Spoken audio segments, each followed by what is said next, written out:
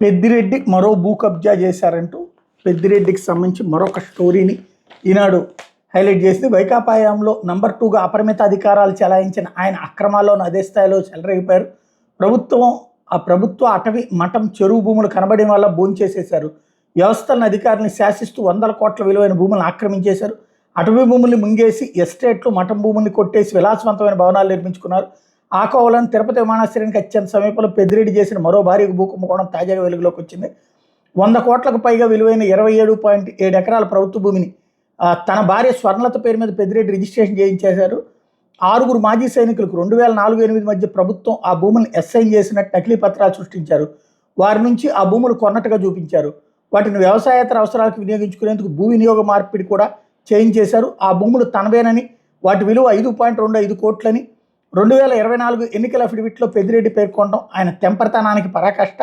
ఆ భూముల్ని మాజీ సైనికులకు అసైన్ చేసినట్టుగా నకిలీ పత్రాలు సృష్టించారని రాష్ట్ర ఫోరెన్సిక్ ప్రయోగశాల నిర్ధారించింది. దీంతో పెద్దిరెడ్డి ఆక్రమించుకున్న భూములు 15.10 ఎకరాలని జిల్లా యంత్రాంగం ఇప్పటికే స్వాధీనం చేసుకుంది.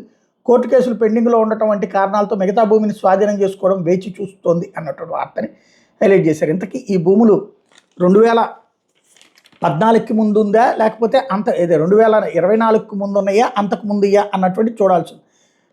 ఇదేంటి ఏర్పేడు మండలం వికృతమాల గ్రామ పరిధిలోని ఈ సర్వే నెంబర్లకు సంబంధించి 524/1, 533, 534, 35, 36/1, 37, 537/1 సర్వే నెంబర్లో 27.7 ఎకరాల భూమిని 2004, 2006, 2007, 2008 సంవత్సరాల్లో 6 మాజీ సైనికులకు అసైన్ చేసినట్టుగా నకిలీ పత్రాలు సృష్టించారు. కానీ 2022 వరకు అవి వెబ్ల్యాండ్లో నమోదు కాలేదు. 2022 మార్చి 29న ఆ సర్వే నెంబర్లను వెబ్ల్యాండ్లో నమోదు చేశారు. 2 రోజులకే మార్చి 31 రిజిస్ట్రేషన్ కోసం తొట్టంబేడు సబ్ రిజిస్ట్రార్ కార్యాలయంలో దరఖాస్తు చేశారు. ఏప్రిల్ 30 రిజిస్ట్రేషన్, సెప్టెంబర్ 22న మ్యూటేషన్ చేశారు అన్నటువంటి వార్తని హైలైట్ చేశారు. దీని మీద పెద్దిరెడ్డి ఏమంటారో చూడాలి.